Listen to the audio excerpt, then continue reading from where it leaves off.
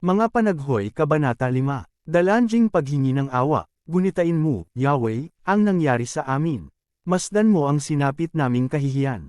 Ang aming mana ay ibinigay sa mga dayuhan.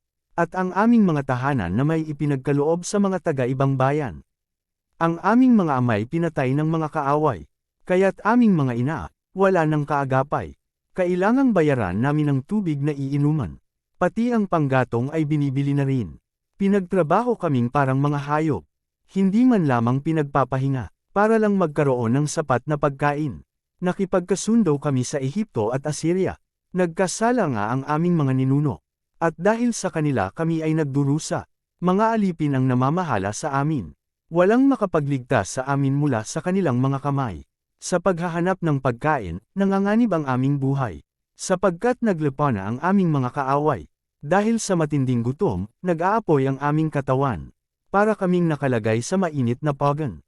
Ang aming mga asawa ay ginahasa sa Zion. Ang mga dalaga na may pinagsasamantalahan sa mga bayan ng Juda, ginagapos at ibinibiti ng mga pinuno. At ang matatanda ay hindi na nirespeto. Ang mga kabataang lalaki pinagtatrabahong parang alipin. Nakukubo sa bigat ng pasan nilang kahoy ang mga batang lalaki. Ayaw nang magpulong ang matatanda ng bayan. Ayaw nang tumugtog ng mga kabataan. Naparam ang kagalakan sa aming puso. Ang aming pagsasaya ay naging pagluluksa. Walang natira sa aming ipinagmamalaki.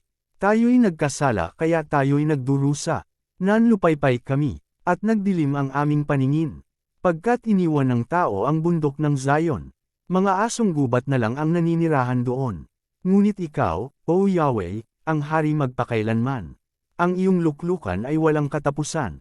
Kay tagal mo kaming pinabayaan. Kailan mo kami aalalahaning muli? Ibalik mo kami, O Yahweh. Sa dati naming kaugnayan sa iyo. Talaga bang itinakwil mo na kami?